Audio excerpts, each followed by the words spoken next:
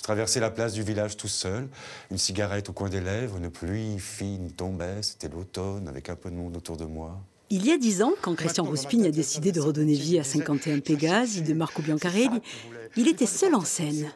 Seul pour camper déjà à l'époque un poète qui n'arrivait plus à trouver sa place dans son île après un exil bien trop long. Ce soir-là, je n'avais même pas trop bu. 2 bières, j'ai quitté le bar et mes amis.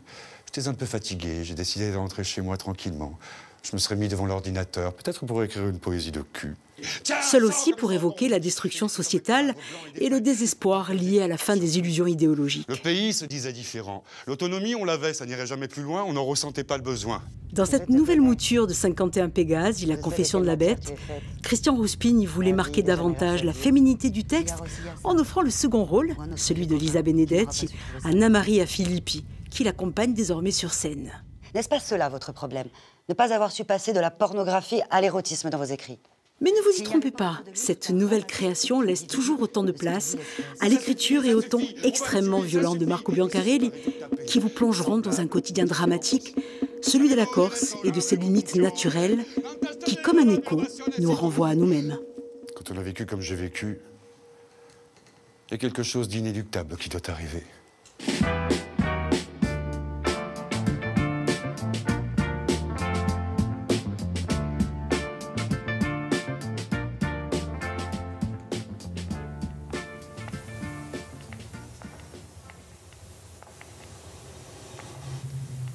Je te connais. Je sais de quelle matière tu es faite. Avide et jamais rassasié. La nuit tombe et j'entends des chants anciens qui déchirent l'obscurité épaisse. Ce sont les âmes des martyrs. Ils chantent du fond de leur damnation. Ils chantent la désespérance, mais nous ne les comprenons pas. Et moi, je sais que tu reviens sans cesse. Nos chants ne t'ont jamais chassé. Je sais de quoi tu te repais. Tu bois le sang des agneaux, on ne peut te nommer. C'est inhumables.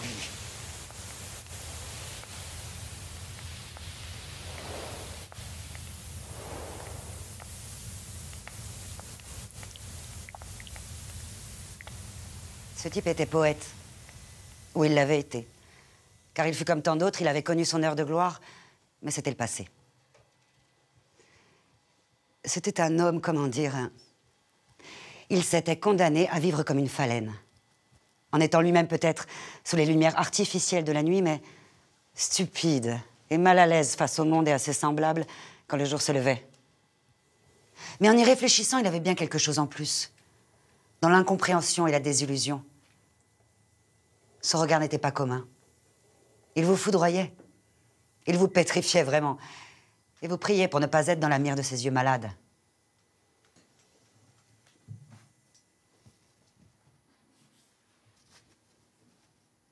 Si Hiroshima peut être comparé à un accident de parcours, alors oui, il était névrosé.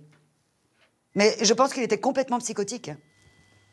C'était un psychotique, je crois, doublé du pire des paranoïaques. Et méchant, ça je peux vous l'assurer. Il possédait cette méchanceté de ceux qui ne ressentent plus, mais plus du tout la sérénité de l'illusion. Et cet homme, je vous le jure, semblait avoir éteint en lui tout ce que nous qualifions habituellement de sentiments humains. Je l'ai dit privé de toute mesure et du plus petit sentiment humain, mais il fut poète un jour. Donc, et avant ses années d'exil, il avait su apporter lui aussi son souffle à une poésie qui, malheureusement, ici comme ailleurs, aurait comme une tendance à ne plus être considérée comme un art majeur.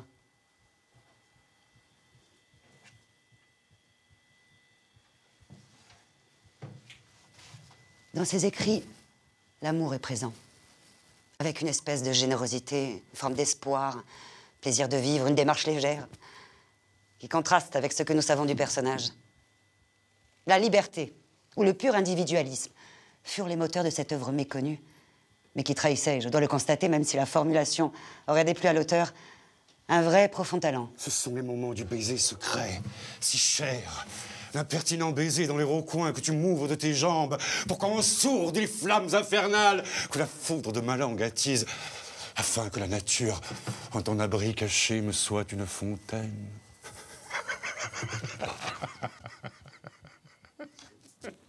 Il me semble que ce n'était pas mal, mais disons-le franchement, nous n'étions pas encore prêts. Nous étions alors habitués à toute la littérature folklorique ou engagée, où il fallait que l'écrit tout de suite prenne à la fois un sens collectif et parti pour nous tous.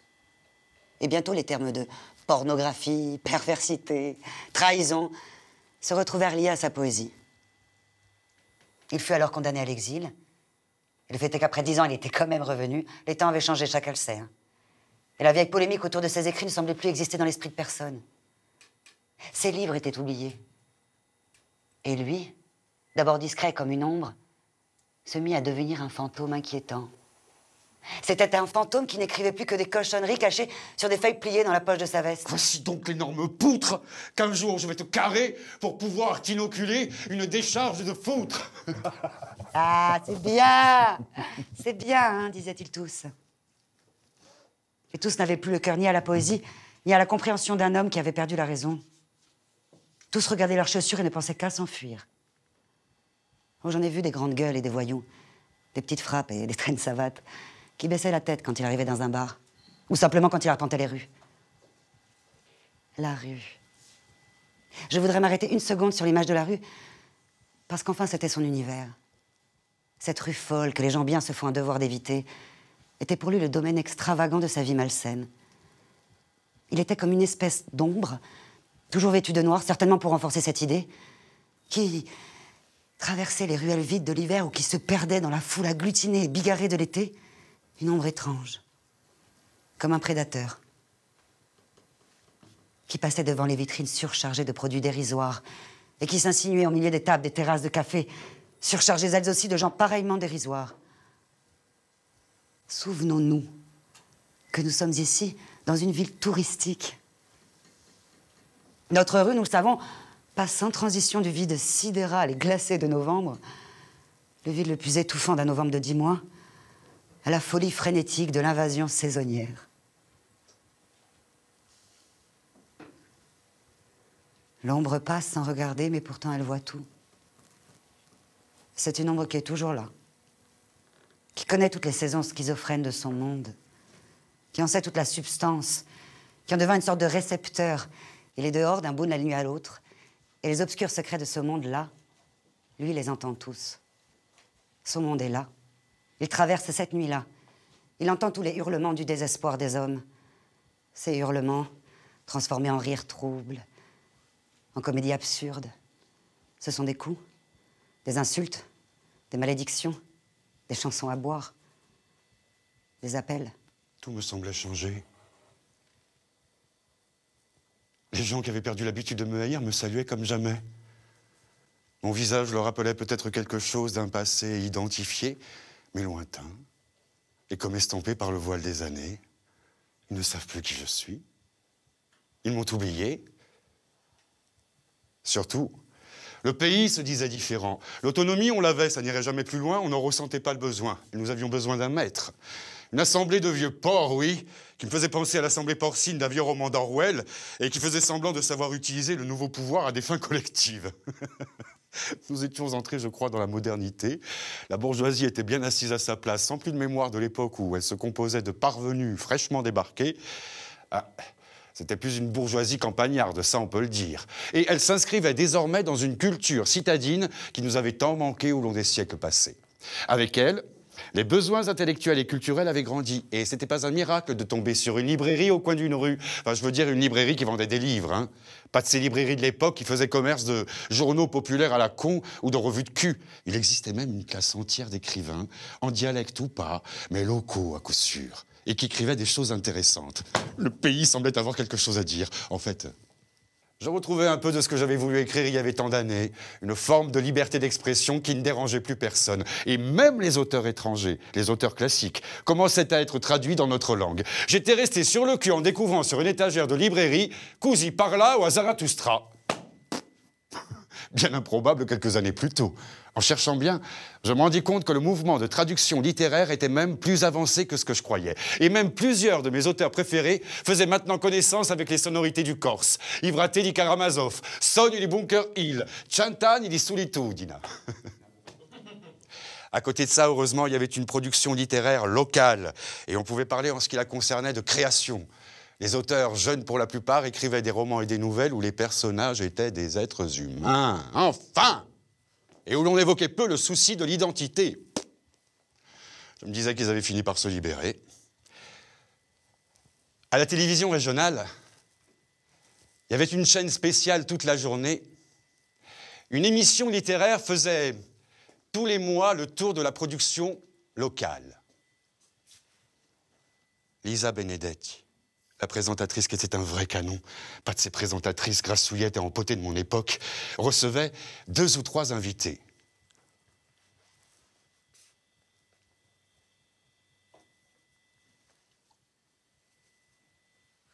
Au bout d'un moment, devant ma télévision, je m'ennuyais ferme et j'y comprenais rien finalement. Lisa Benedetti commençait à piquer du nez, elle aussi, et vraiment, je me faisais chier comme jamais. J'éteignis le poste et je descendis dans la rue.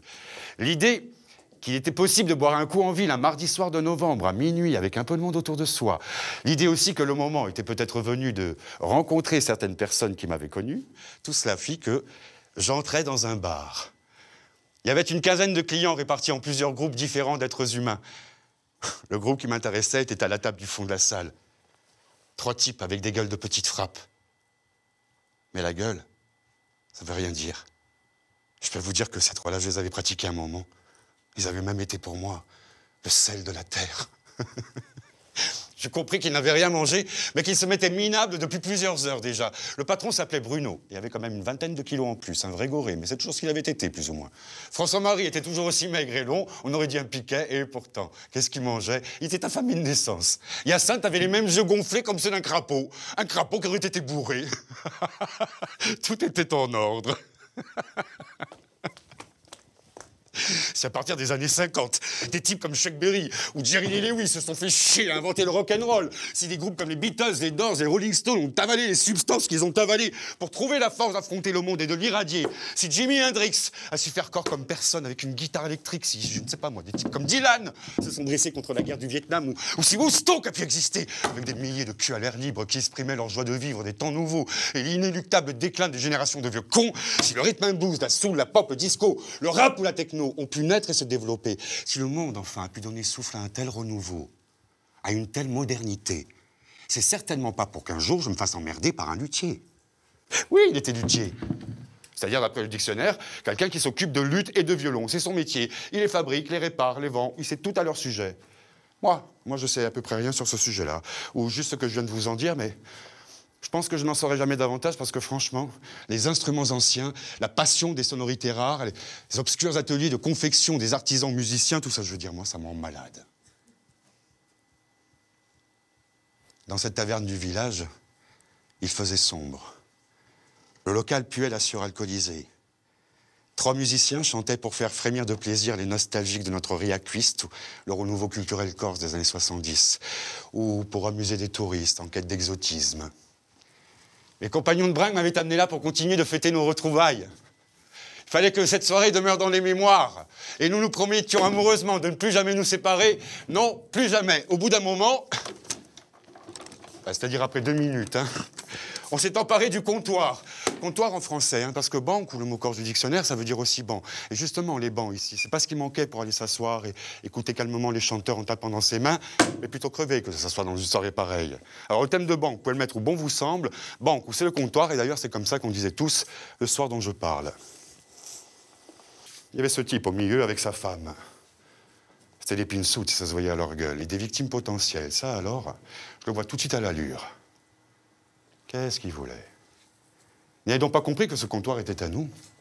Il n'avait donc pas compris que ce territoire, on le défendrait de toutes nos forces. Il restait là, heureux et souriant, le type où accroché à un verre en train de faire la tronche, et désillusionné à moitié absente, la femme. Lui, c'était un minus, un avorton, je veux dire un gringalet, et il avait l'air de vouloir faire connaissance.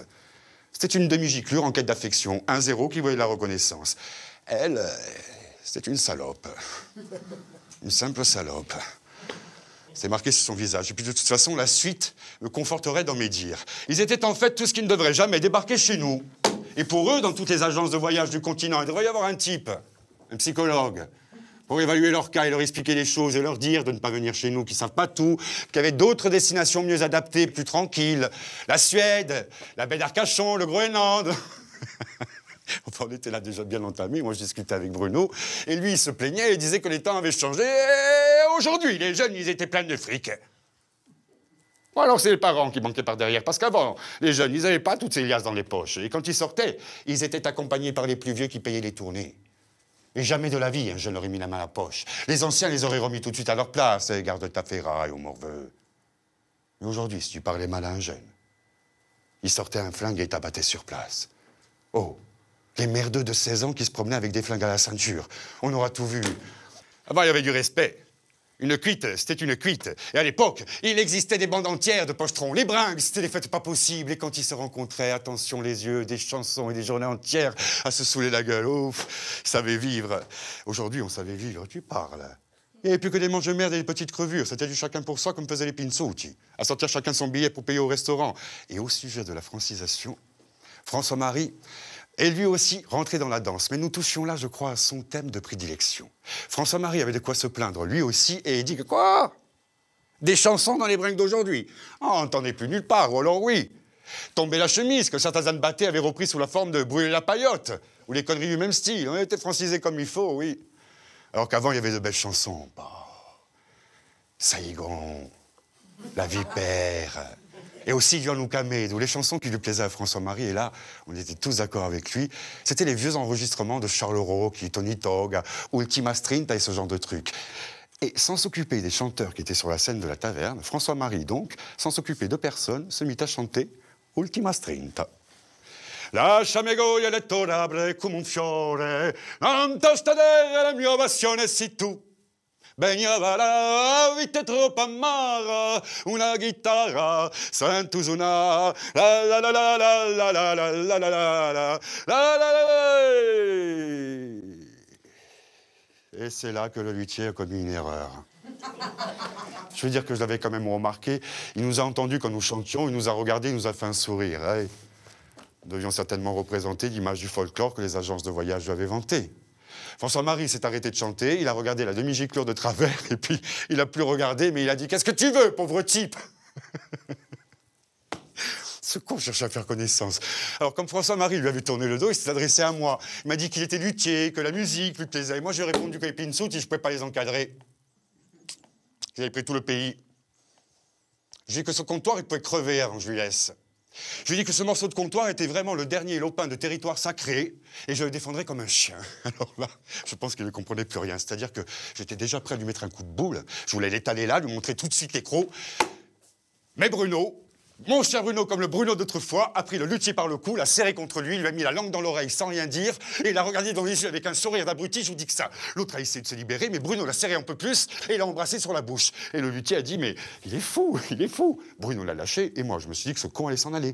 Mais non, il a encore fait une erreur et il s'est mis à rire. « Oh ben vous alors, vous alors. »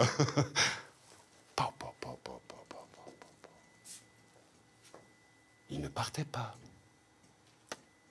Sans doute parce qu'il ne savait plus ce qu'il devait faire. À la limite, il devait se sentir insulté et il espérait que les événements lui donnent la chance de se refaire. La version qui me convainc fut tout autre. Pour moi, ce type n'était pas net. Il y avait quelque chose qui allait de travers dans sa tronche. Oui, c'est ça, c'était un clampin qui cherchait à se faire assassiner. Sa vie était une vie de merde, il en avait marre, il se suicidait, il allait de lui-même contre le mur. Bon, là... J'ai eu comme un début de scrupule, comme une faible pointe de mauvaise conscience, et j'ai pensé à sa femme. Et en pensant à elle, naturellement, je me suis retourné pour la voir. Elle était de l'autre côté du comptoir. Hyacinthe semblait coller à elle et en faire le siège. J'ai cru entendre ou lire sur les lèvres de Hyacinthe les mots « grosse bite ». Ces gestes confirmaient mon impression. Maintenant, il semblait mesurer quelque chose avec ses mains, et je lus sur sa bouche l'adjectif « énorme ». J'ai laissé le luthier entre Bruno et François-Marie, et je suis tout de suite allé voir ce que manigançait Hyacinthe. En passant comme ça... J'ai mis la main au cul à la salope. Elle a été surprise, mais elle a bien réagi. Elle a compris que j'étais un ami du type avec qui elle discutait. Et puis, Hyacinthe ne lui a gardé laissé le temps, il a fait les présentations. Elle s'appelle Agnès. Elle vient du Jura. Agnès est en train de me dire que s'était engueulée avec son mari. Son mari est luthier, tu savais ça? Oh, il est luthier. Et en haussant le ton pour que le mari l'entende, « Un luthier, si tu lui coupes les mains, il peut plus travailler !» L'autre, serré entre Bruno et François-Marie, avait l'air de se chier dessus. Il était jaune, mais il faisait encore semblant de sourire. Et puis François-Marie lui balança une gifle sur le crâne, et je l'entendis qui disait « Bois un coup, connard !» Alors? Tu t'es engueulé avec ton abruti de mari? Ouais. C'est un con. Je peux plus le voir. Pourquoi tu es venu en vacances avec lui alors? Jette-le si c'est un con. Tu le traînes ici au lieu d'en profiter, t'amuser. En plus, il te ridiculise. Regarde un peu comment on le traite mes amis. Ah ça, pour nous ridiculiser, c'est le plus fort. Hein, il est bon qu'à ça. Jette-le, je te dis. T'as rien à faire avec lui, ça se voit tout de suite. Tu vas ruiner ta vie pour une meuf pareille, une femme comme toi. Mais je fais ma vie. Hein. Je me fous de ce qu'il fait ou de ce qu'il pense. De toute manière, il le sait alors. Qu'est-ce que tu fais? Tu baises? Bah oui. Heureusement. Mais pas avec lui. Non. Avec qui? Ça te regarde pas. Arrête, je sais que tu mouilles. Dis-moi avec qui tu baises. Tu as déjà baisé avec un ami de ton mari? Oui, comment tu sais? Ben, je sais pas, je demande.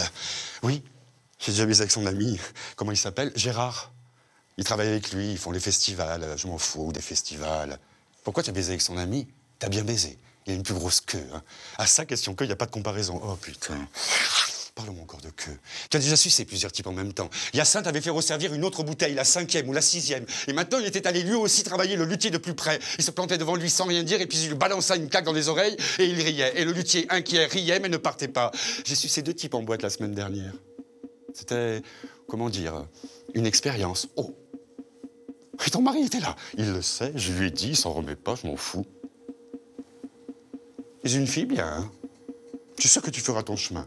Tu es sincère, en plus, tu dis la vérité. Là, j'ai sorti mon barreau de ma braguette et je l'ai mis dans la main. Elle a essayé de résister, mais nous étions bien cachés, elle a commencé à caresser. Tu me la bites, hein, ça se voit. Elle me branlait, je l'avais dure comme une barre d'acier. Après, j'ai joui presque tout de suite dans sa main. Et puis, je lui ai mis un doigt dans la chatte pour voir si elle mouillait. Elle était trempée, alors je me suis bien badigeonné le doigt pour qu'il pue un petit peu. Et je suis allé retrouver le groupe. Hyacinthe, qui semblait avoir compris que son tour était venu, est allé rejoindre la chienne. J'ai vu que discrètement, il s'était débraguetté. Arrivé près du luthier, j'ai demandé s'il connaissait Gérard. Il est devenu vert. J'ai dit que sa femme était bonne, je voulais dire ouverte, sympathique. On avait bien discuté. Elle m'avait dit pour les 2 types en boîte. J'ai vanté les délices de l'amour libre. J'ai dit que nous aussi, ici, on devait évoluer comme ça. C'était le sens du progrès. Je lui ai dit qu'il était vénard d'avoir une femme comme celle-là. Même s'il avait une petite bite. Eh oui, ça aussi, elle me l'avait dit. Mais au moins, il savait faire les luttes. J'ai continué à dire que sa femme aussi, à sa façon, savait faire les luttes ou les flûtes. C'est pareil, non? Non, vraiment, il avait une chance terrible d'avoir une pute comme celle-là. Puis elle sentait bon. Et j'ai mis mon doigt trempé qui sentait bon la femme sous son nez. Tiens, sens comme elle sent bon, j'ai dit. Et il était comme un cadavre blanc et défait. Et François-Marie se remit à chanter Ultima Strint. Et Bruno attrapa le luthier et le força à danser quelques pas de tango. Lasciami goglieletto, l'abrego un fiore. Non testadera la mia passione si tu. Bagnavara, avete troppo amore. Una guitare, Saint-Ouzuna, la la la la la. Et le luthier était comme un cadavre, il me semblait déjà mort. Il me semblait voir déjà la corde accrochée à son cou et son corps qui se balançait dans un salon, dans une maison froide d'un village du Jura.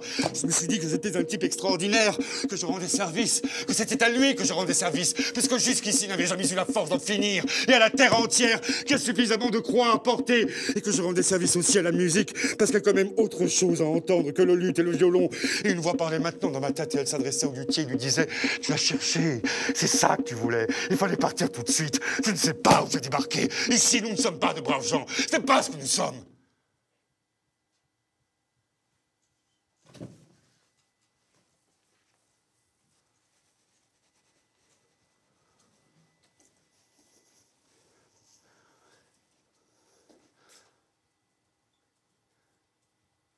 Et ce morceau de comptoir, c'est la seule chose qui nous reste. La seule.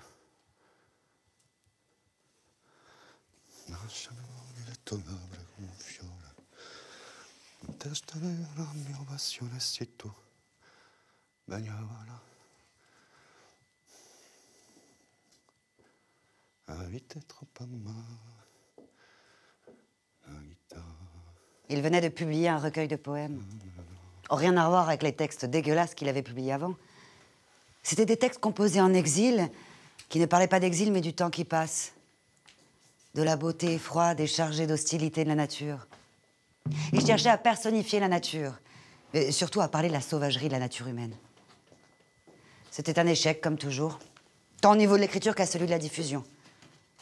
D'ailleurs, le poème le plus récent du recueil datait déjà de 4 ou 5 ans, et depuis, il n'écrivait plus. Ou plutôt seulement des pamphlets licencieux qui ne faisaient rire que lui. Je fus donc surpris le jour où mon téléphone se mit à sonner.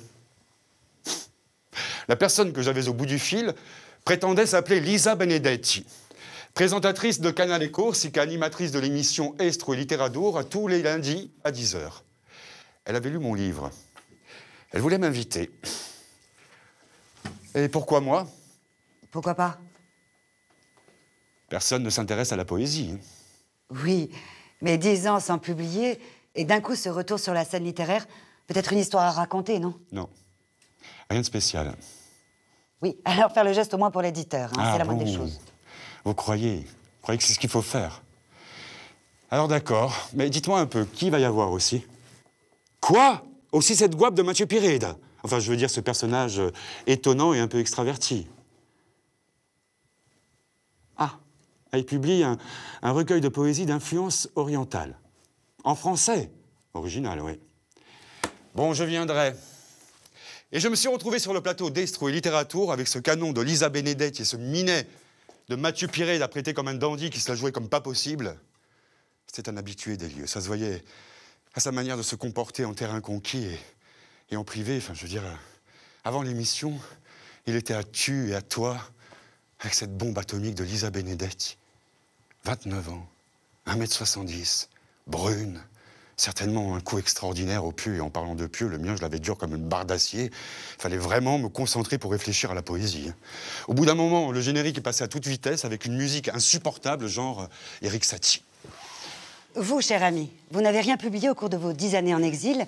Maintenant, vous sortez ce recueil de poèmes, Natur ipso factum, et nous reviendrons sur ce texte dans un moment, mais chacun se rappelle l'auteur d'il y a 10 ans, celui qui publiait le polémique Prisonnier de mon village de fous, et qui écrivait des poésies, comment dirais-je, un peu effrontées, même cochonnes. Il y avait alors comme un souffle, une vitalité moderniste, une conception provocatrice même. Alors pourquoi ce silence de 10 ans, et pourquoi revenir maintenant avec des textes qui, disons-le tout net, n'ont rien à voir avec votre pratique précédente?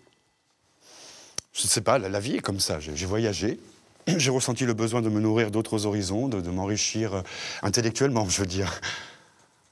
C'est un mensonge. Je m'étais enfui, oui. Dans votre livre, on ne retrouve pas les thèmes anciens. Le besoin de provoquer la société insulaire, la sexualité. Quand on lit Mathieu Pirède, par exemple, on voit qu'une écriture sensuelle, voire érotique, a toujours sa place. N'est-ce pas cela, votre problème? Ne pas avoir su passer de la pornographie à l'érotisme dans vos écrits? Inutile de vous dire que ce minus de Mathieu Pirède ne se sentait plus pissé. Cette salope de Benedetti venait de me lancer un violent uppercut au foie, mais je n'étais pas complètement KO. La rage montait et m'apportait des ressources nouvelles. Pourquoi me parlez-vous de pornographie?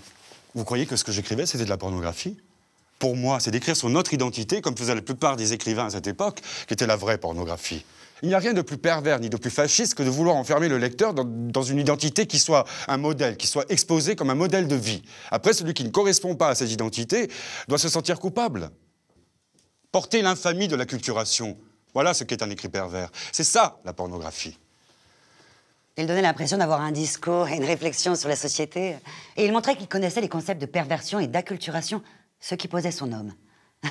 De plus, il réglait quelques vieux comptes et se faisait plaisir. Bref, il était hors sujet, complètement. Il s'en rendait bien compte, mais il fallait bien dire quelque chose. Alors à ce moment-là, il est arrivé ce que je n'attendais pas. C'est ce bon à rien de Mathieu Pirède qui est venu à mon secours. Il est intervenu dans le débat et m'a sauvé la vie. Non, mais ce qu'écrivait notre ami était très important. Il a permis de faire évoluer toute une génération complexée et assommée par son rapport à une civilisation du passé qui n'existait plus, mais dont on rêvait comme l'âge d'or de notre société. On rêvait alors à une identité une et unique, alors que la réalité de tous les jours nous rappelle que les individus sont un peu comme les livres de la loterie de Babylone chez Borges, c'est-à-dire en même temps semblables, mais différents aussi. Je trouve que c'est un des rares à avoir su faire évoluer cette vision un peu aristotélicienne, si je puis me permettre, de notre communauté. En tout cas, moi, j'ai lu sa dernière œuvre, et je trouve qu'au contraire de certains écrivains, il est un des rares à pouvoir faire évoluer sa propre conception, aller au-delà de ses propres limites. Il me sauvait la vie et m'enterrait en même temps. Non mais qu'est-ce que vous voulez ajouter, vous, après un type qui vous cite Borges et Aristote dans la même phrase? Qu'est-ce qu'il me restait à dire, moi, hein? Après une démonstration pareille? Le remercier chaleureusement? Et qui je pouvais citer, moi, après ça? Jack London? Isaac Asimov? Uderzo et Goscinny? Justement, vous, Mathieu Piré, cette évolution, vous la faites naturellement. Et blablabla, et blablabla, blablabla, et là, j'étais complètement KO. Hein. Et tandis qu'ils discutaient, je regardais Piré. Non, mais c'est sûr qu'il se prenait vraiment pour un génie. Ce que je trouvais de plus insupportable, c'est que Lisa Benedetto se laissait séduire par cette petite merde. Ça se voyait qu'elle le prenait pour un génie aussi. Oh, Mathieu Piré, s'il vous plaît, parlez-moi de Kundera, mais n'oubliez pas de me bourrer avec votre queue énorme de méridionale. Ici, face à ma plus honteuse défaite, je résolus de monter un plan terrible pour m'assurer une vengeance pathétique envers cette chère Lisa Benedetto qui, à force de me regarder de haut, ne me regardait même plus. Alors, mon cher, il ne me reste plus qu'à vous remercier d'avoir participé à cette émission et à vous souhaiter un beau succès pour votre livre, même si nous connaissons malheureusement le peu d'intérêt que le public porte à la poésie dialectale. Et je voudrais aussi remercier notre ami Mathieu Piré, qui me semble avoir su permettre à la poésie de chez nous d'égaler celle d'ailleurs. En tout cas, il a su en parler avec force et talent. Voilà, c'est ici que s'achève ce numéro 53 des Je trouve littérature. Laissons la place à Dominique Pétrapole pour le journal du soir. Au revoir. Allez, cette musique de merde. Ah mais c'est pas terminé, le supplice n'est pas terminé. Maintenant, nous avons rendez-vous, une vingtaine de personnes, pour biberonner un apéritif de circonstance, le verre de l'amitié, comme ils disent. Au bout d'un moment, Piré la fausse compagnie à la journaliste et à quelques personnes que je connais pas, et vient me retrouver du côté de la table où je m'étais réfugié pour rester tranquille. Alors, ça va? Ça s'est bien passé? Non, il me parle avec ses curlis dans la bouche. Ouais, tiens, un curly sur le menton, là. Oh, merde! Oh, putain! Ça la fout mal. Non, je veux dire, ça s'est bien passé dans l'émission, notre petite discussion. Ouais, ça s'est bien passé, ouais. On se connaissait pas, ça a permis de nous rencontrer. Mais je t'avais vu une fois avant, dans une autre émission, quand tu voulais montrer ta queue. Ah merde, tout le monde m'en parle, ouais. Non, mais ça, c'est Lisa Benedetti et moi. On se connaît tellement, on a une telle complicité, elle et moi, que parfois on s'amuse comme si on était à la maison. Non, mais ça t'a pas dérangé, quand même, cette histoire de queue, avec tout ce que tu as écrit avant. Je veux dire, de toute façon, je l'aurais jamais sorti. Ah ben, c'est dommage. Ça aurait été intéressant, hein. Ah ouais, mais ça t'aurait pas gêné, de toute façon. Ben, je sais pas. J'ai pas l'air comme ça, mais je suis un moraliste, hein. D'ailleurs, il faut être moraliste, non, pour parler des saloperies des autres, comme ça. Ouais, enfin, c'est une manière de voir. Tu sais, Socrate disait, ne me casse pas les couilles avec Socrate. Qu'est-ce que tu veux boire? Et je lui sers un whisky, et il semble content d'être avec moi. Et maintenant, nous sommes à tu et à toi. Et Lisa Benedetti vient nous rejoindre. Et il dit que c'est un moraliste. Moi, ça ne m'étonne pas. Qu'est-ce que tu en penses, toi? Un moraliste? Votre livre, Prisonnier de mon village, m'avait vraiment plu. Surtout parce qu'il dénonçait quelque chose. Il faisait apparaître au grand jour une certaine perversion, une certaine hypocrisie de la société, notamment sur le sujet de la sexualité. Alors oui, il peut y avoir un aspect moraliste. Mais à l'époque, je m'étais plutôt interrogée sur l'aspect autobiographique. Je me demandais ce qu'était l'auteur par rapport au personnage très perturbé et un peu tourné vers une sexualité frénétique. Elle avait lu mon livre. Mon livre vieux de 10 ans, elle l'avait lu. S'il me restait une chance d'inverser l'image désastreuse laissée pendant l'émission, c'est maintenant. Le moment était venu de mettre en valeur la réflexion de Lisa Benedetti, et puis de toute façon, c'est comme ça qu'il faut faire avec les femmes. Hein. Il faut faire semblant de ne pas être trop en démonstration et s'intéresser à leur intellect. Même si on s'en fout comme de l'an 40, parce que la seule chose potentiellement intéressante chez une femme, et surtout chez celle qui semble en avoir dans la tronche, je ne l'apprends en personne, c'est leur cul. Mais si l'auteur était perturbé, porté vers le cul comme ces personnages, ne devriez-vous pas vous-même me connaître mieux? Qu'est-ce que vous en pensez? Qu'est-ce que vous pensez, vous? C'est une sorte de thérapie, ce livre. J'ai besoin de votre avis, Lisa, pour me faire une idée. Mon avis? Justement, je vous pose la question. Ça m'intéresse de savoir ce qu'est l'auteur par rapport à un écrit aussi perturbé. Ah, je vous intéresse davantage quand je parle de cul et que je suis perturbé que quand je parle du temps qui passe. Mais vous ne croyez pas que parler du temps qui passe est aussi un peu une manière de parler de l'âme?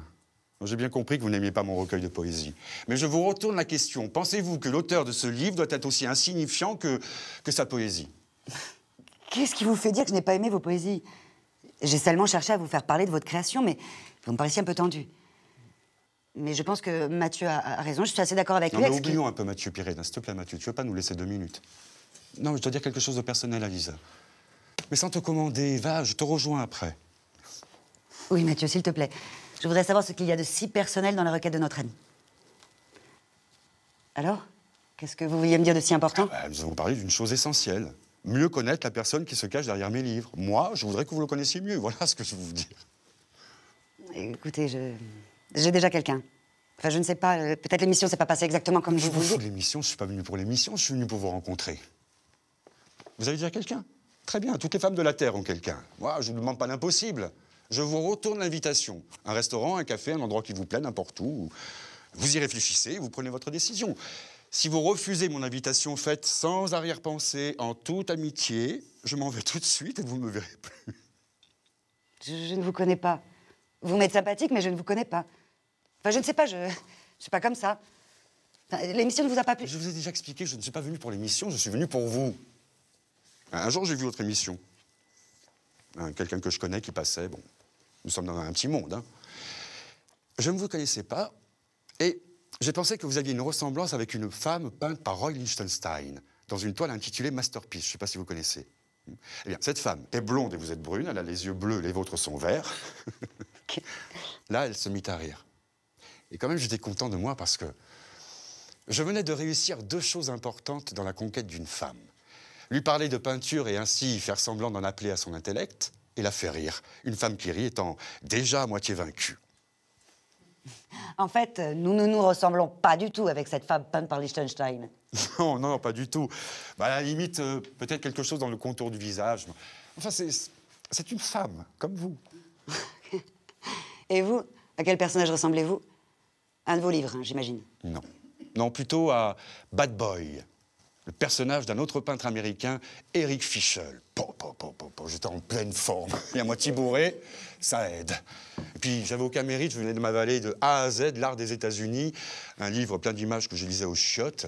Sinon, bon, je connaissais un peu, comme ça, la peinture américaine. Jackson Pollock, Georgia O'Keeffe, avec une tête de taureau sur une espèce de drapeau américain. Mais sinon, je connaissais comme tout le monde. Et que fait Bad Boy? Ça m'intrigue. Alors, c'est un jeune homme, il est dans une chambre avec une femme offerte qui lui ouvre ses 2 jambes. Certainement une femme de mauvaise vie, hein. Et Bad Boy cache le sac de la femme derrière lui. Il le fouille, sûrement pour voler l'argent de la putain. Et pour la ressemblance? Enfin, je veux dire, physiquement, exactement. Ah bah c'est une putain avec 2 jambes magnifiques. Non, je veux dire, Bad Boy, à quoi ressemble-t-il? Ah bah on ne le connaît pas, on ne sait pas. Il est toujours de dos. Mais alors pourquoi dites-vous que vous ressemblez à Bad Boy si on ne voit pas son visage? Lisa. Lisa, Bad Boy, c'est une attitude. C'est une manière de vivre. C'est la vie prise à contresens. Vous comprenez? Et la ressemblance avec moi, j'espère que ce n'est pas la femme de mauvaise vie aux jambes ouvertes. Mais non, je ne me permettrai pas. Non, là, tu auras un rapport avec moi, pour l'instant. Non, la ressemblance avec vous, c'est ce que vous ferez de votre vie. Soit vous lui donnez un sens conformiste, soit vous acceptez de venir au restaurant avec moi et vous serez un peu comme Bad Boy, vous vous mettrez en danger. Là, je suis qu'elle n'avait personne et qu'elle était prête à se brûler. Elle a continué à me regarder une vingtaine de secondes en faisant semblant de réfléchir et puis elle a lancé, avant de rejoindre le groupe de Pireda. J'ai votre numéro. C'est moi qui vous appellerai.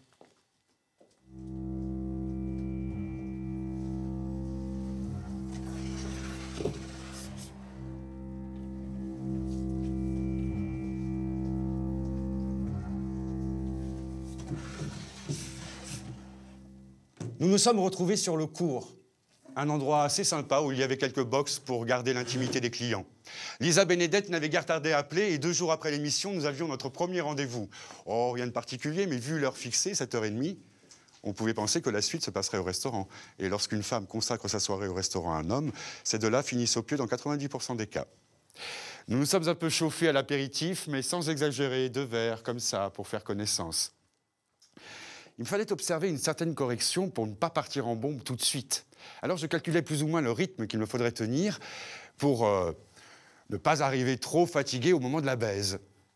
2 martinis à l'apéritif, une bouteille de bon vin au restaurant, peut-être un digestif, 2 coupes de champagne dans un cabaret quelconque et l'affaire serait dans la poche. Et je ne serais pas bourré au point de ne pas bander, ni trop conscient pour balancer la sauce au bout de 2 minutes, comme c'est souvent le cas la première fois.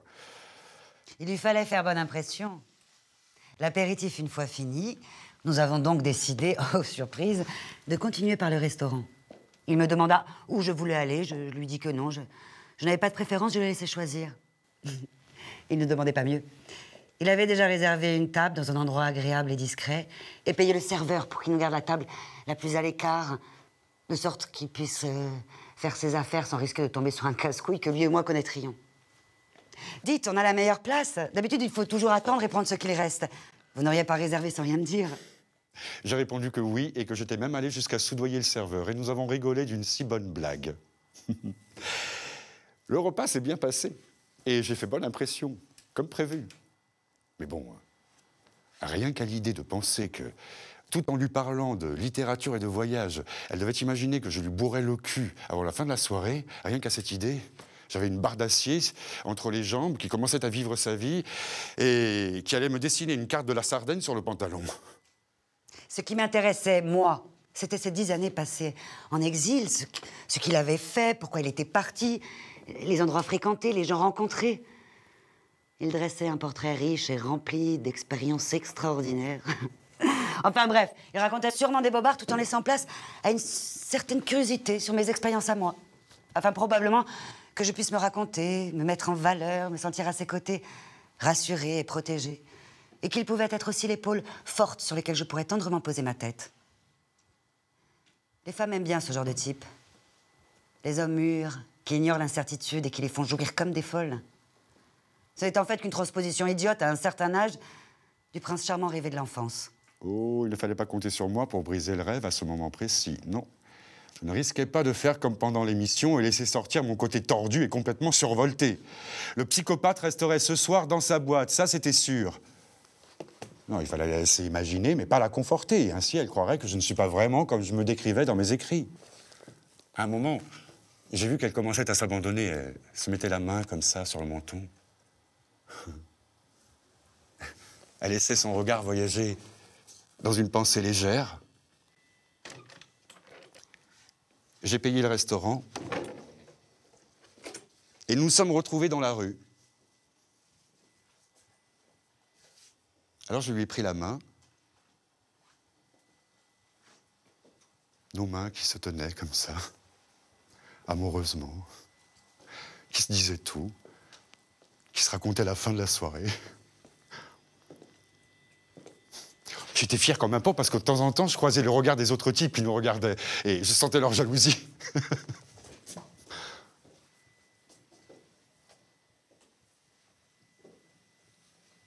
La suite.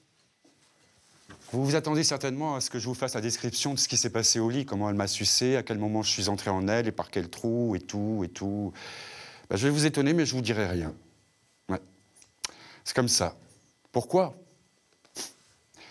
Je ne sais pas comment vous dire une chose pareille, mais je crois qu'au moment où j'ai touché sa peau, il m'a semblé ne jamais avoir touché de peau avant celle-là. Quand on a commencé à faire l'amour, il s'est passé une chose extraordinaire et la vengeance qui m'animait a disparu d'un seul coup, c'est qu'à de dire. Je crois à une théorie, celle dite de la main et du gant. Oui, nous nous accordions à un point que je ne pourrais pas décrire. Nos corps étaient dans une harmonie réelle et totale. Et cette sensation, je sais que beaucoup n'ont jamais éprouvée. Cette sensation était pour moi une sensation merveilleuse, mais qui foutait tous mes plans en l'air. Qu'est-ce que vous voulez que je vous dise? J'étais prêt à me venger. Elle m'a touché. Je suis tombé amoureux. Je baignais dans un absolu total. Un absolu sexuel total. Et au moment où je plongeais dans ce bain, je compris qu'il serait aussi ma propre perte. J'avais cherché l'inaccessible. Je venais de le trouver. Et à partir de cet instant, j'ai su que il ne me restait qu'à recommencer à chuter. Et j'allais chuter. Ça, je peux vous l'assurer. J'allais chuter dans un vacarme abominable.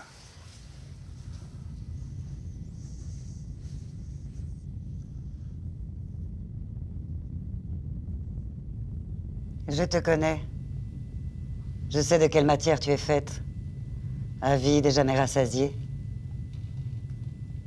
Tu n'es pas la justice.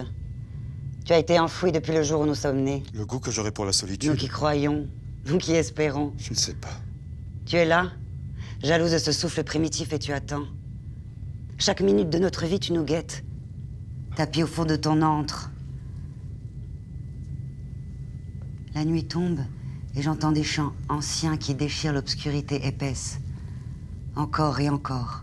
Je ne crois pas avoir de goût pour la solitude. J'ai plutôt une répugnance terrible pour le groupe, oui. Ouais, c'est ça. Le groupe me dégoûte. Je dis pas qu'il me fait peur, je dis qu'il me dégoûte. La bande, le troupeau, la foule, ce besoin qu'ont les hommes de cheminer à plusieurs. Alors un goût que j'aurais pour la solitude. Pas du tout. Je n'ai pas choisi. Un jour, il m'est devenu insupportable de partager la vie du groupe. Je crois que ça s'est passé comme ça. Et je vais vous en parler. Et peut-être est-ce d'ailleurs la première fois que j'en parle. Souvent, c'est sur un rien que se construit ou se défait une vie. Un rien sans importance aucune, mais qui, dès qu'on y réfléchit un peu, a constitué un tournant incroyable, a été l'élément déterminant d'un parcours ou d'une chute. Moi aussi, j'aimais le groupe il y a bien des années, j'en avais besoin. J'étais un idéaliste avec une certitude dans ses croyances qui faisait que je me faisais un devoir de convertir autour de moi, d'avoir un groupe pour répandre mes idées, les porter avec moi, changer le monde. Nous étions jeunes. Et nous nous étions dressés au nom de ces idées qui existaient à mon époque et qui voulaient que nous devions nous libérer par les armes, s'il le fallait, ou plutôt, nous croyions que seules les armes pouvaient nous libérer. Oui, j'ai été de cela. Pas pendant un temps infini, mais suffisamment pour pouvoir confronter mes idées folles et généreuses au simple poids des hommes. C'est ça le malheur. Derrière chaque idée, il y a des hommes, des êtres humains, avec leurs simples et pauvres dimensions.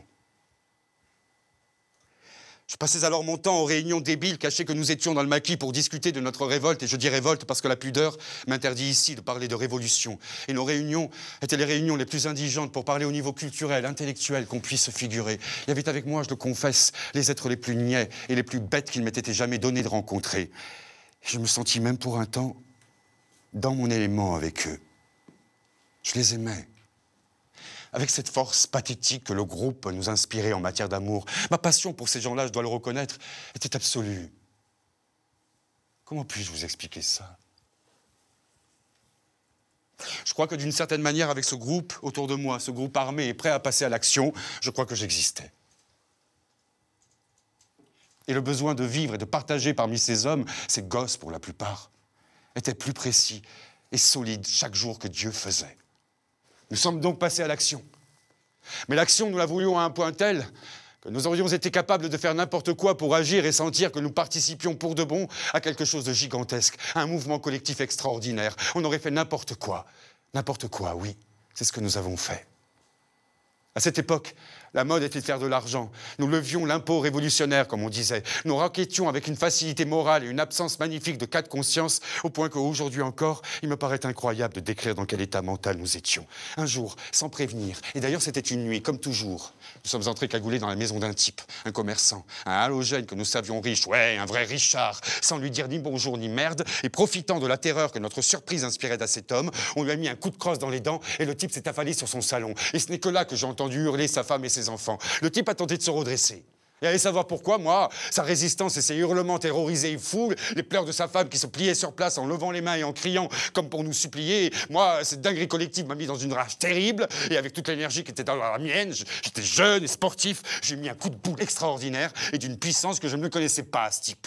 Je n'ai entendu que le bruit de l'os nasal qui cassait et ses cris. Il est parti en arrière pour cesser tomber de souffrance, les deux mains sur le visage, et je crois qu'en même temps, sa femme est tombée à genoux. Les enfants, je ne sais pas. Je ne veux pas m'en souvenir. Nous étions une bande terrible, nous devions faire peur, nous faisions peur, il fallait être violent. La chose était théorisée, le plus violent possible, pour terroriser et faire que nos ennemis, nos victimes, payent l'impôt. Alors on l'a fini celui-là à coups de pied.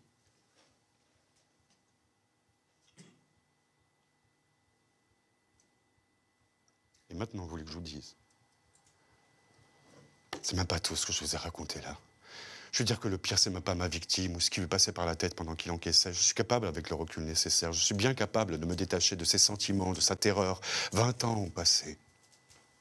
Et cette scène, parfois, il me semble qu'elle s'est déroulée dans une autre vie. Je crois que je pourrais dormir du sommeil du juste. si je ne m'en tenais qu'aux faits eux-mêmes. Parce que franchement, il m'en reste si peu en mémoire de ces faits. Il me reste presque plus rien, non. Mais il me reste le plus important. Moi. Ouais. Ce qui me dérangera jusqu'à la mort, loin de ce que valait ma victime, ou loin de son mérite quant à la punition subie, c'est simplement parce que c'est moi qui fais un truc aussi dégueulasse. Depuis la nuit de ce crime, le monde a évolué autour de moi, les gens ont disparu, le contexte a changé, mais le criminel, lui, il est resté là. Il est resté avec ses interrogations sur lui-même. Ce qui me dérange, c'est de savoir pourquoi j'étais cette bête-là, pourquoi je ressentais un plaisir terrible et malfaisant en brisant ainsi ce qui était la vie, ce qui bougeait et se tenait debout. Et d'ailleurs, lui ou un autre à l'époque, qu'est-ce que ça pouvait faire? Qu'une cause juste et sanctifiée est armée mon bras n'entre pas en compte, je le sais, j'ai toujours su. C'est simplement le putain de masque de mon acte le plus épouvantable, sa légitimation, la plus salope des légitimations, pour la pire des perversions. Comment pouvais-je être cet homme-là? Comment ai-je fait pour plonger ainsi, tête la première, dans une infamie pareille, en toute conscience? Parce que le pire, c'est peut-être de l'avoir fait en toute conscience. Sans jamais me sentir manipulé, ou forcé, ou dirigé par personne. Un homme ne peut pas, ne doit pas se vautrer à ce point dans le poison ou la violence. Ou alors ça veut dire que cet homme a un grave problème, a un trouble freudien du genre costaud. J'étais cet homme-là. Je me sentais bien dans la violence, et en même temps, la violence m'étouffait. J'étais un homme avili, une bête qui avançait en rampant, tandis que je cherchais à me tenir droit pour une cause ou je ne sais plus quelle idéologie. Toute ma jeunesse, j'ai cru que mes idées me faisaient me tenir droit. Et en fait, non. Je rampais sur le sol comme un serpent.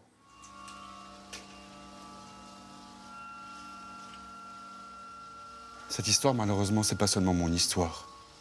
C'est l'histoire de toute une génération. Et c'est peut-être l'histoire d'un peuple depuis pas mal de temps, même si certains pourraient me faire douter d'une certaine manière. Mais moi, je crois que nous avons toujours été comme ça. Et nos pères avant nous. Oh, je dis pas ça pour me faire plaindre. Pas plus que pour tourner le dos à mes responsabilités, je dis parce que je le pense. Nous avons toujours été comme ça. Des animaux prêts à dévorer les autres pour ne pas être dévorés.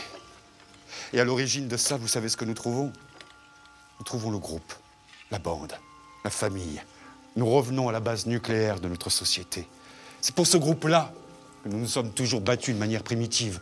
C'est pour ce groupe que nous avons fait couler le sang et que nous le ferons encore couler demain.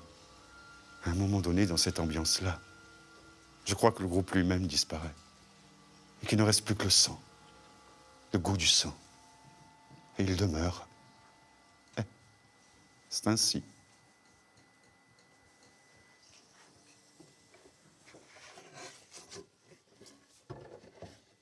Qu'a-t-il fait en somme? Qu'ont-ils fait en somme? Un homme mort, ce n'est déjà plus un homme. Un univers qui sombre, rien d'inacceptable là-dedans. Un univers qui sombre est déjà passé dans l'oubli comme si jamais il n'avait existé. Le vent s'engouffre dans les hauteurs des pins. Les chiens ont cessé d'aboyer et dorment dans le chenil. Les rivières continuent de gronder et de s'écouler dans la vallée. Les oiseaux se sont tus et se sont regroupés. Mais un timide rayon de soleil se présente et annonce le printemps à venir. Un univers qui sombre, ce n'est rien du tout. Rien que la dernière page d'un livre ancien qui vient de se refermer. De l'endroit où il écrit, pas une ligne ne verrait le jour s'il n'y avait pas autour de lui tout un ramassis d'autres individus de cette vile espèce. On peut aussi le situer au milieu de cette masse fangeuse sans l'ombre d'un doute. Il a participé plus qu'il n'eût fallu à la compromission collective. Et c'est sûrement pour s'en laver qu'un jour il a pris la plume. Combien de fois a-t-il rêvé qu'on vienne sauver son âme? Et combien de fois a-t-il espéré que les mots qui servent à parler du monde puissent tracer les voies de l'avenir pour les générations futures? Il a finalement pris la posture d'observateur vis-à-vis de ce monde moisi par ses certitudes, gavé de consumérisme et décérébré par les nationalismes, celui des dominants comme celui des soumis, et pris sous la coupe des conservateurs abrutis qui nous servent d'hommes politiques. Pour qui cherche à se représenter le contexte dans lequel un homme se met à écrire et à penser, et qui associe ses actes au grand centre développé de civilisation bourgeoise accomplie, il représenterait une sorte de spectralité angoissante. Une antithèse morale absolument impossible à concevoir. Un peu comme les chrétiens du Moyen-Âge devaient se représenter le vieux de la montagne.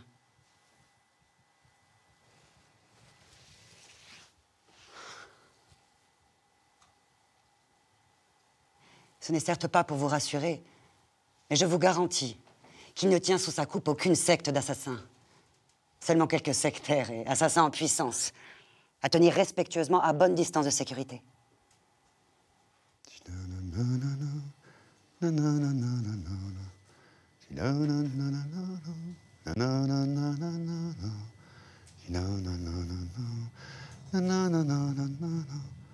D'ici 10 ans, tu passeras tous les soirs à 7 heures chez Bruno.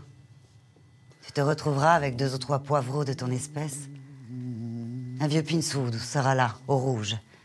Et personne ne lui demandera jamais pourquoi et comment il a débarqué pour prendre racine ici. Il fera partie des meubles. Il y aura aussi Hyacinthe, ou un autre vieux copain qui n'aura pas su trouver sa voie. Peut-être discuterez-vous de banalités, des derniers attentats, de l'insécurité croissante, des bougnoules qui s'emparent du quartier. Vous direz que nous ne sommes plus chez nous. Qu'il n'y a plus de jeunesse. Qu'il n'y a plus que du putanisme à la télévision. Et que ce serait bien qu'il pleuve dans la quinzaine.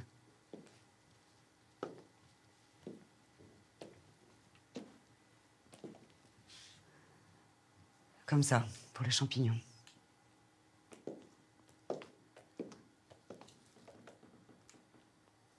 Quand on a vécu comme j'ai vécu, il y a quelque chose d'inéluctable qui doit arriver.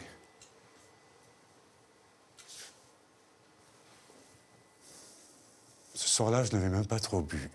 2 bières et j'ai quitté le bar et mes amis. J'étais un peu fatigué, j'ai décidé de rentrer chez moi tranquillement. Je me serais mis devant l'ordinateur, peut-être pour écrire une poésie de cul. Je sentais bien. Je traversais la place du village tout seul, une cigarette au coin des lèvres, une pluie fine tombait, c'était l'automne, avec un peu de monde autour de moi. Je me sentais bien ici. Je me sentais, comment dire, en pleine possession de ce lieu, comme si j'étais dans mon salon. J'étais invincible ici. C'est pour ça que j'étais toujours revenu. J'ai mis la main dans ma veste pour chercher les clés de chez moi. J'étais plus qu'à 20 mètres de la porte. Alors j'ai vu 2 types qui montaient dans ma direction. Ils avaient les mains hors de leur poche. Ils ne parlaient pas. Ils me regardaient. Ça ne me plaisait pas. Les mains libres, dehors, comme prêtes à la bagarre. J'ai remarqué tout de suite ce détail, j'ai compris. Alors je me suis retourné pour regarder derrière moi, comme s'il existait une possibilité de m'éviter ça. En fait, à quoi pensais-je? J'espérais qu'une connaissance était dans la rue. Ah, cette connaissance était bien là, mais ce n'était pas la connaissance que j'attendais. C'était Pireide. Mathieu Pireide, accompagné d'un autre type. 2, je m'en serais senti capable, je savais comment agir, c'était pas la première fois. Mais 4, quand même, ça s'annonçait mal. J'aurais dû négocier, essayer de discuter, leur proposer du fric, je sais pas moi, tout à un prix, non? Une autre fois, je me serais mis à blablater, avec le don que j'ai parfois d'entortiller les gens et le destin. Le premier coup de poing, c'est un des types qui montait, qui me l'a filé pendant que je regardais Pireide dans les yeux. Il a peur, j'ai pensé. S'il a peur, il peut me tuer. Alors je me suis pris un autre coup, un coup sur la nuque, que j'ai à peine senti. Toujours debout, comme réveillé par la lourde sensation du coup, je me suis retourné et sans réfléchir, j'ai lancé mon poing moi aussi. J'ai chopé l'agresseur dans le front et il est parti en arrière, mi-surpris, mi-assommé. Et en même temps, son acolyte me balançait son pied dans les couilles. Et je crois qu'un autre coup, venu peut-être de Pireide, me touchait au rein. Je savais déjà que j'étais battu. J'étais en train de tomber, le souffle me manquait déjà.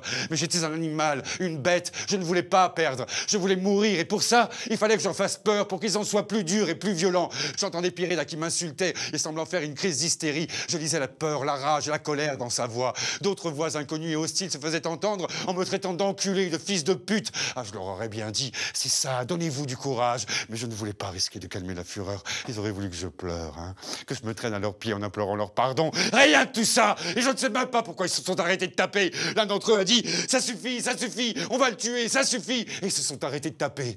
Pireide m'a pris par le col, il m'a redressé et il m'a dit tout près, tu es en sang, enculé, tu te vois? Ça te suffit maintenant?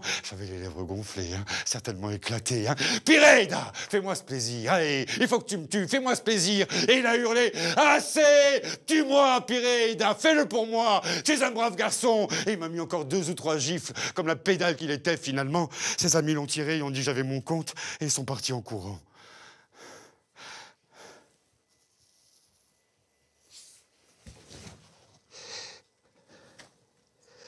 Même pas 2 minutes après, Bruno et François-Marie sont arrivés avec toute une bande de types avec eux. Mais c'était trop tard. Péréda et ses amis avaient fui. François-Marie m'a pris dans ses bras. Il s'est mis à pleurer. Et à travers ses larmes, il m'a dit « Tu te tues, putain. Tu te tues. » Mais François-Marie me comprenait, lui. C'est peut-être qu'il me connaissait depuis toujours. I guerri po la nivisti, I miei vecchi innanzi a me, dai souvenir tristi e feriti a più potere. In uno sguardo di Milana, sempre vigula di spero.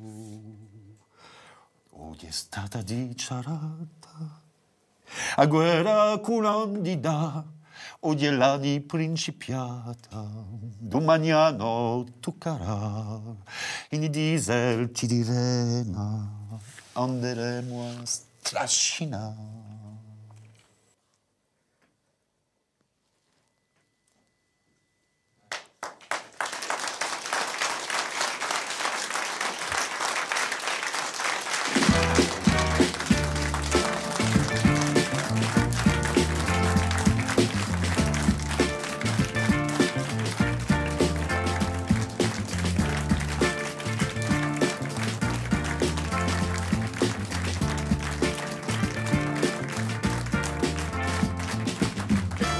Retrouvez toute l'équipe artistique sur les réseaux sociaux.